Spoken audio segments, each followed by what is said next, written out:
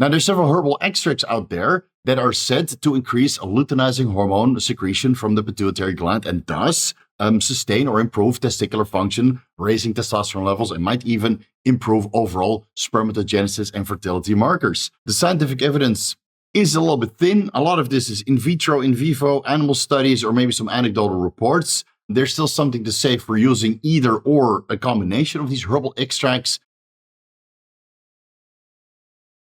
So what can we do to boost our overall testosterone levels besides the anabolism for ecdysterone, testosterone, and improving collagen synthesis overall? Before we get into it, please like the video, leave a comment for the algorithm, and consider subscribing if you haven't already. And if you want to support the channel, you can do so by joining either the YouTube or Patreon memberships, where you can vote for upcoming deep dives, or join the weekly Vigorous Q&A, which is always on Saturday, where you can ask a lot of questions, whether that's about PEDs, over-the-counter supplements, or anything else, right? Basically anything goes. Private for an entire hour before it goes public, and it turns into a super chat. Super flood. The Half-Natty approved testosterone boosting over-the-counter supplement stack is as follows: KSM 66 ashwagandha root extract, Tonkat Ali, Fedosia agrestis, boron, vitamin C, vitamin D3, which you can apparently directly apply to the testicles. If you do some Google researching, you see that there's a lot of anecdotal experience of men applying carciferol to their nuts directly and increasing their total testosterone levels, right? I'm not trying that myself. I'm pretty happy with my fertility and testosterone levels currently, but apparently there is some merit to do it, albeit anecdotal evidence. Vitamin E, magnesium, zinc, selenium, taurine, L-carnitine, either the oral version or injectable L-carnitine if desired. Then you can ice your testicles. I'm doing that myself. It works very well. And there's even a red light therapy, apparently, that helps to boost testosterone levels also. So, man, so many things you can look into to boost your testosterone levels with normal hypothalamic pituitary testes axis functioning. You're not shutting yourself down. You're just optimizing your testosterone production. In order to prevent testosterone converting into estradiol, which is the most suppressive compound produced endogenously on your hypothalamic pituitary testes axis, we can lower serum estrogen levels with dinyl and calcium D-glucarate. And you can look into nicotine or some of its metabolites, cotinine or anabasine. You don't have to start smoking to get the beneficial effects of nicotine regarding aromatase enzyme inhibition to raise your testosterone levels. You can go with the patches or the nicotine gum, 7 milligrams before activity, pre-cardio, pre-workout, maybe multiple times per day to get its performance and endurance enhancing benefits, right? Keep in mind that nicotine is included in the 2024 monitoring program, specifically mentioned under S4 stimulants. Again, do your blood work so you know where your serum estradiol levels end up. Now, there's a whole laundry list of known aromatase inhibitors. I'll put them on the screen right now. Many of these are prohibited, right? But ascorbic acid, vitamin C, colchanoids, found in licorice, or coumestrol, found in soybeans, Brussels sprouts, spinach, and legumes, L-gitanins, found in pomegranates, black raspberry, raspberries, strawberries, walnuts, and almonds, fatty acids, conjugated linoleic acid, linoleic acid, linolenic acid, palmitic acid, flavonoids, a whole laundry list, including apigenin, cressin, grethine extract, gossypetin, hesperidin, naringenin, quercetin, melatonin, nicotine and its metabolites, quinolinoids, also known as berberine, risocuric acid lactones, stilbenoids, resveratrol, terpenoids, retinol, vitamin A, delta-9 THC, even though that is included on the prohibited list,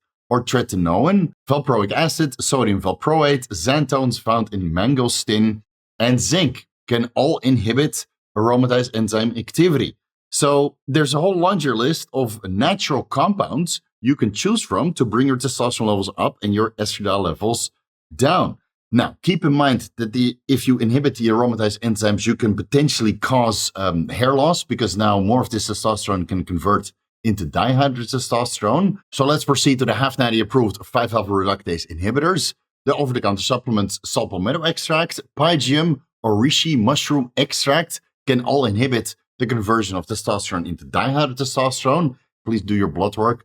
Don't crush your DHT too low, because now your erectile quality or your overall libido might be crushed to abysmal levels. And again, if you're an athlete and you're going into the performance enhancing drug route, but still want to stay WADA compliant, make sure that you're fully functional in every organ, right? Don't exclude one organ for the sake of sprinting a little bit faster or becoming a little bit more muscular, or in this context, maybe even preventing hair loss, right? Please do your research. And again, there's a whole laundry list of 5-alpha reductase inhibitors, including azelaic acid found in wheat, rye, and barley.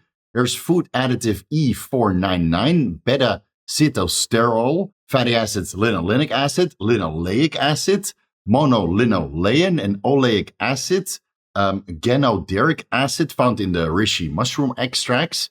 And then there's saw palmetto and pygium, like I mentioned previously, including vitamin B6 and zinc, also can apparently inhibit 5-alpha reductase enzyme activity. So if you look into aromatase inhibitors and 5-alpha reductase inhibitors, over-the-counter or medicinal, then you should be able to raise your testosterone level and reduce the negative feedback that estrogen and potentially dihydrotestosterone has on your hypothalamic pituitary testis axis. And if you don't overdo the oral micronized progesterone, 2 milligrams to 5 milligrams sublingually, let's say 2 times per week, then you should have maximum testosterone output and overall testicular function. So what else can we use? Now, there's several herbal extracts out there that are said to increase luteinizing hormone secretion from the pituitary gland and thus sustain or improve testicular function, raising testosterone levels, and might even improve overall spermatogenesis and fertility markers. Those are cassberry extract, maca root extract, fenugreek extract, tribulus terristis extract, ashwagandha root extract, tonkat ali extract, and Fedosia agrestis extract. The scientific evidence is a little bit thin. A lot of this is in vitro, in vivo, animal studies, or maybe some anecdotal reports. There's still something to say for using either or a combination of these herbal extracts if you're otherwise drug-free. I mean, herbal extracts don't really qualify you to call yourself on cycle because it's just stimulating luteinizing hormone and downstream testosterone production and spermatogenesis. We can use the estrogen-beta receptor modulators, testosterone and ecdysterone, even though ecdysterone is included in the monitoring program of 2024. Technically, you're still a half-natty. You can either go with testosterone 150 milligrams in the morning and evening, 300 milligrams per day, before you ask about the complex version that Gorilla Mind has. Those are 10% extracts, right? So if you take a 500 milligram capsule, it's only 50 milligrams testosterone or ecdysterone. We're going with the active pharmaceutical, well, the active ingredient. Let's just mention it there.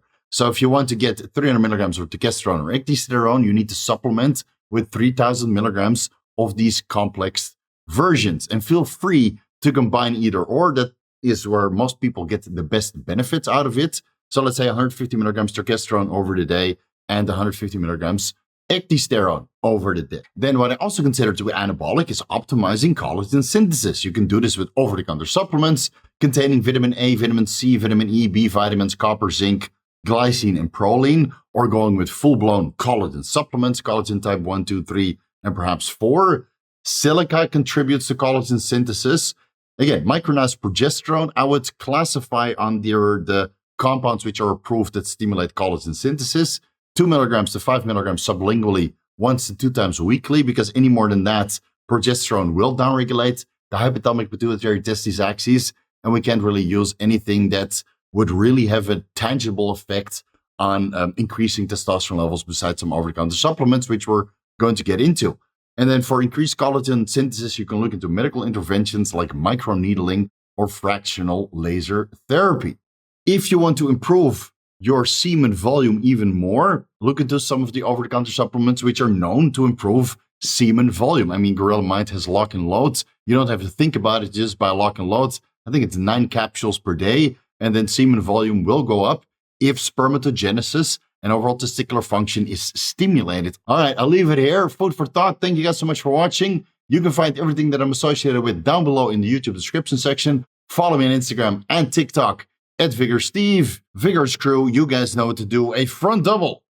I got 99 problems, but testicular volume ain't one. Biceps for you guys. Thank you guys so much for watching, and I'll see you in the next video.